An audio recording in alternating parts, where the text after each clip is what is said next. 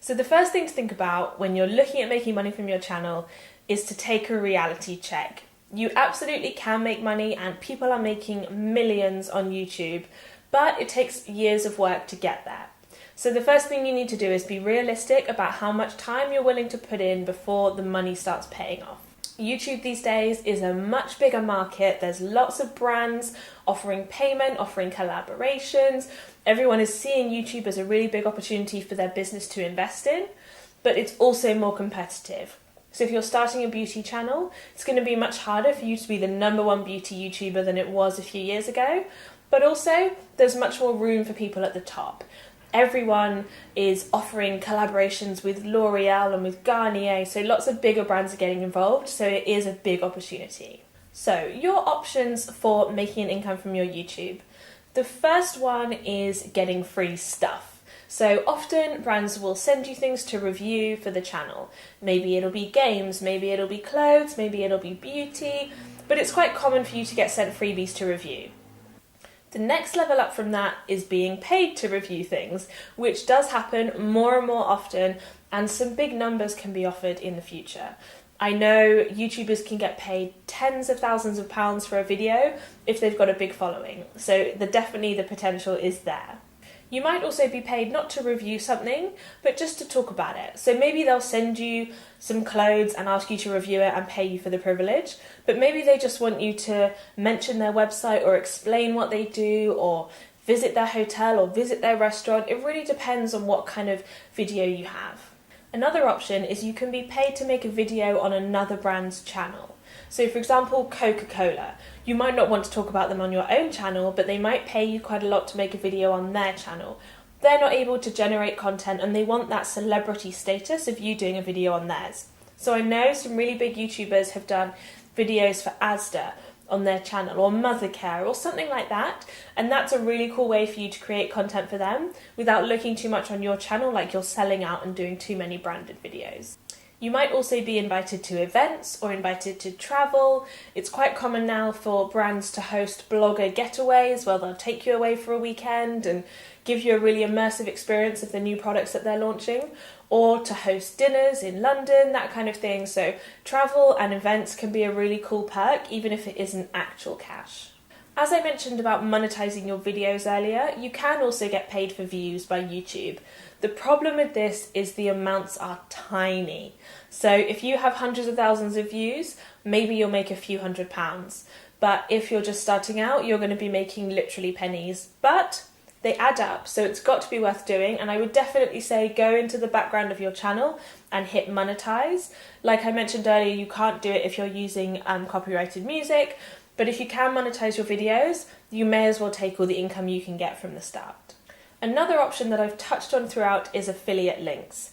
This is where if someone buys something from a link on your channel, the website tracks it and you get a cut of the sale. It's normally 3, 5, 10%. So it's not huge amounts, but if you're getting lots of traffic through, it can really add up. I'd really recommend the software Skimlinks, which is a affiliate kind of agency that you sign up to, and they'll install a toolbar on your browser.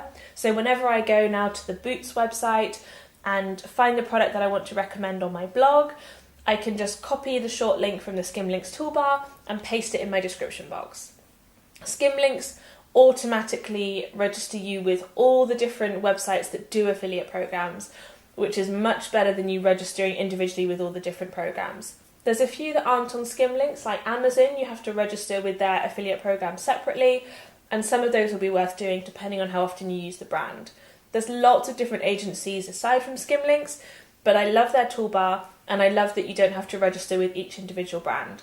I used to use Affiliate Window, which is really great, but you have to get approved by each separate brand. So often I'll go to the Topshop website and be like, oh no, I'm not registered with them. It takes a couple of days for the registration to go through, and it just puts all of your process delayed.